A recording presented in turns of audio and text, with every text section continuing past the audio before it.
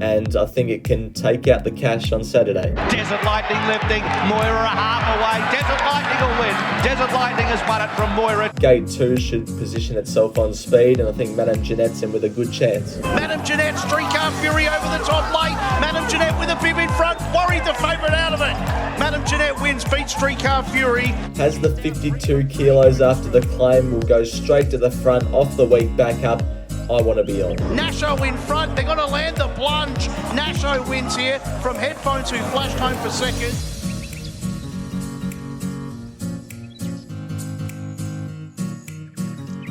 Hello everyone and welcome to this week's preview. Get your popcorn out because Via Sistina is coming to Melbourne, facing Antino, facing Mr. Brightside. It's going to be an absolute cracker of a Makybe Diva Stakes despite the small field. Can't wait to see who wins. Good to make another profit last week. That's 3 weeks profit in a row now, so hopefully we can continue it this week. I have a very important announcement first up. I have officially started a Saminator Discord server. So if you don't know what Discord is, I'll pop it up on the screen now.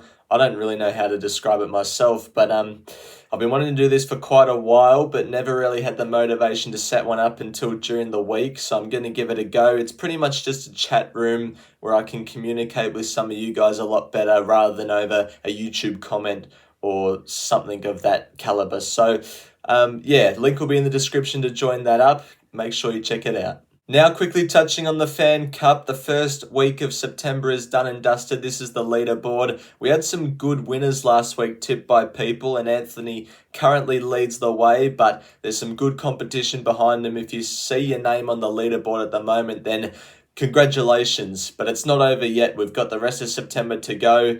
If you want to enter in the Fan Cup, make sure to follow these rules. Now that that's said, let's get on with this week's tips. Kicking off in race 3 at Flemington, he was disappointing last start, but I'm happy to forgive him and be on him on Saturday. Race 3, number 1, Vin Rock, 2 units to win on at $4. We're going to take a look at his McNeil Stakes effort, where he was the beaten favourite, got beaten by 6 lengths by Tycoon Star.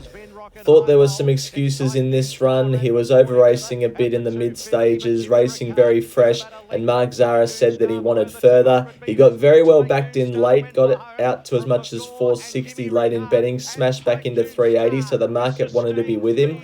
He drops back significantly in class. I know this is just a listed race from a Group 3 race, but we're talking about Tycoon Star, Magor and Jimmy Ricard, whereas in this race, the next best handicap rating is 28 points behind him in high vol. Even though he's got the top weight, he's so well weighted in this race. Gate 12, I would have liked a tad better gate, but I think Mark Zara is just going to take luck out of the equation and send him straight to the front. He's won over this track and trip before. I like him second up fitter. Hopefully Vinrock can get the job done. Race 6, the Bobby Lewis quality. I'm with horse number 4, Arkansas Kid. 1 unit the win on at the $4.20 mark. This was his last start run at the Heath at Caulfield over 1,100 metres. Settled 3 wide, no cover on this occasion, but that doesn't really matter in a shoot race at Caulfield. Couldn't get past Tropicus, and that's been Arkansas Kid's main problem of late, is that he always looms up but can't go on with the job. Gets the winkers on for the first time on Saturday, which I hope can spark him up to put them away. Won this race last year, carries 3 more kilos than last year, but Blake Shin's on, and I think Blake Shin can offset gate number 2 down the straight. Ever so consistent Arkansas Kid, and I'm really hoping that he can put them away on Saturday and win. Which now brings us on to the Makybe Diva Stakes. I would normally show the viewer voted algorithm. I don't have a unit playing the race myself. I would usually show the viewer voted algorithm, but it's at the moment no edge has been found. It has Via Sistina on top. It has AELIANA second. Can't find any edge of the market, so I didn't think there was any point of putting it up. In terms of who I like in the race, on top, I probably can't go past Via Sistina, but I'm just reverting back to the class of the race because I don't know what the map's doing here. I wouldn't be too confident though on Via. That's the only problem. It's coming down to Melbourne. It did this exact thing last year, but it's coming off a first up win on a heavy track and getting onto a firmer surface. I don't like to see that with any horse. Now, maybe with Via Sistina, because her class is so high, it might just not matter. but that's enough to keep me away at this short price, although I do think that she's a very good horse. AELIANA is going to run a good race. I think Mr. Brightside leads. In terms of who sits on his outside, Antino actually settled more forward in the run in last year's Makybe Diva Stakes than Mr. Brightside. So I think Antino might roll forward, but then again, I think he produces his best performances with cover. So I don't really know who's going to lead apart from Mr. Brightside, and I think Via Sistina has to be the top pick in the race, but I'm not going anywhere near her at that price for that second up onto a firmer surface reason. Blasting out in the last with horse number 4, Globe, 2.5 units to win on at $2.70. This was Globe's first up run at the Valley behind Hard to Cross, only lost by a half a length on this occasion. Now on the review show out of this Moonee Valley meeting, I made Globe a black booker because I thought he did really well to stick on off a hot speed against a hard fit Run Harry Run and Hard to Cross. I thought he was really good. Second up now, up to the 1700 metres, I think he'll be better suited. He's 1 from 2. Second up, Mark Zara retains the ride. Gate 2 should map for a cosy run. Just in behind the speed or in the lead, whatever Zara wants to do. He has options from that gate. I think he looks one of the best horses in the race, and I want to be with him. I will be doing a live stream tomorrow previewing the Flemington card by putting the viewer voted algorithm to the test. We're going back to the original time slot here, 6 p.m. it's going to be on. So that'll be hopefully the case for the rest of the Spring Carnival. 6 p.m. Friday night is the live stream. Moving up to Sydney now, where I'm having something very small on race 1, number 6, Medela, 0.75 units to win on at $4.80. This was Medela's most recent trial at Rosehill. It's first up heading into Saturday. Look, the reason it's only such a small unit play is that I don't like the gate. Gate 18, it's going to have to get maybe too far out of its ground, but looking at this horse's form, I just think that it's way better than the rest. Last preparation was only a length off Lilac. It ran in the Hawkesbury Guineas behind Media World and Just Party and ran a pretty good race there. It ran at this class and distance first up last campaign and only got beaten in a photo. So I think it definitely has the class to win, and coming into a new preparation, only its 3rd race preparation in its career, I think could take improvement. It probably gets too far out of its ground on Saturday, but I think it's the best horse in the race. Has run a good race on the heavy track in a Hawkesbury Guineas last start, so I'm hoping it can fly down the outside and make it interesting. I'm taking on the favourite in the Shirako Stakes with horse number 8, Gangster Granny, 2 units to the win on at $3.40. This was Gangster Granny's first up run in the Toys Show on a heavy track testing Autumn Glow. Thought it was a good run here. Maps similarly again on Saturday. Has a similar weight to that of last start, only lightly raced. And I think it can knock off the favourite Jolly Star. I really hope the track stays in the heavy range come Saturday for Gangster Granny's chances, because Jolly Star's never seen anything worse than a soft 5 in her race career.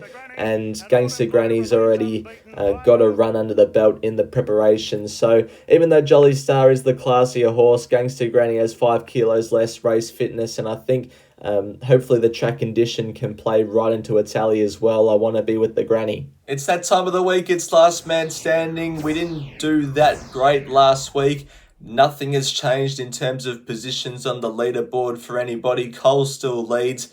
Speaking of Cole, we'll see what he's going to do this week. He's going to have 50 the win on Via Sistina and 50 the win on Raging Force. Adsy's going to have 40 the win on both Via Sistina and Autumn Glow, $10 the win on Rise at Dawn, and a $10 win all up. We've got Crossbow in there with Revelare, Via Sistina, Raging Force, and also Autumn Glow. I'm going to have 25 each way on Endless Forevers, and then a $50 place all up with Vinrock, Gangster Granny, and also Globe. Hayden's going to have a $100 win all up, Jolly Star, Via Sistina, Autumn Glow, and Lazura. And Sky High Horse Racing is going to have $50 the win on Biologics, and then a $50 win all up, She's an Artist into Via Sistina into Autumn Glow. That's what we're doing for the last man standing this week. This is my best bet anywhere on Saturday. Morphettville race 5, number 4, Endless Forevers. And when I talk about best bet, I don't mean the horse in my unit plays that I think has the most likely chance of winning. I mean literally the best bet you can have. price incorporated, and I think Endless Forevers is my best bet on Saturday. This was its win at Murray Bridge. Last start in the fillies and mares 64 over 1200 metres.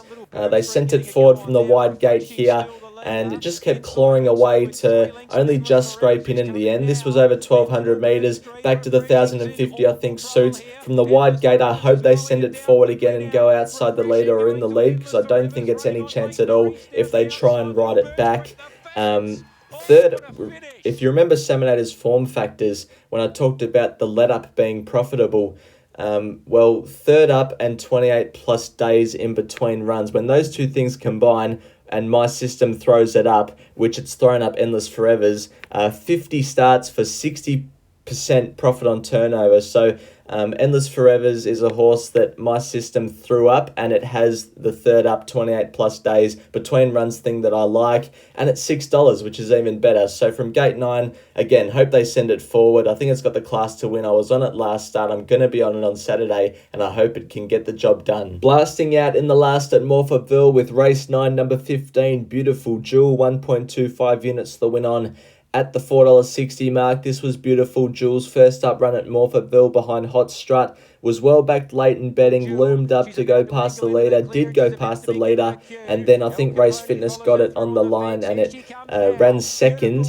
Now the winner of this race was off the week back up and hard fit, whereas Beautiful Jewel was first up. So Race Fitness, I think, got it late, gets the blinkers on for the first time, steps up to the 1600 metres, which I think is a positive, although it was fading away at the end of this race. Like, it placed fourth in a South Australian Classic last preparation behind Lit Steel and Chase Your Dreams. Gate 2, I hope settles right in behind the leaders, blinkers first time. Hopefully Beautiful Jewel can win the last. Only having one play at Doomben, race 7, number 8, Party for 2, 1.75 units the win on at $2.90. This was Party for 2's most recent win at Eagle Farm and most recent run. Went to the front here and just held on in the end. This was a benchmark 90 over 1,000 metres. Now steps up to an open handicap and steps up 100 metres in distance, which immediately for me were red flags. But looking at this race's speed on paper, for an 1,100 metre race, Party for 2 looks the only sole leader. Drops down to the 53 kilos with Emily Lang's claim as well. Although, judging off the performance we just looked at, the replay we just looked at, stepping up to 1,100 metres might be a slight concern.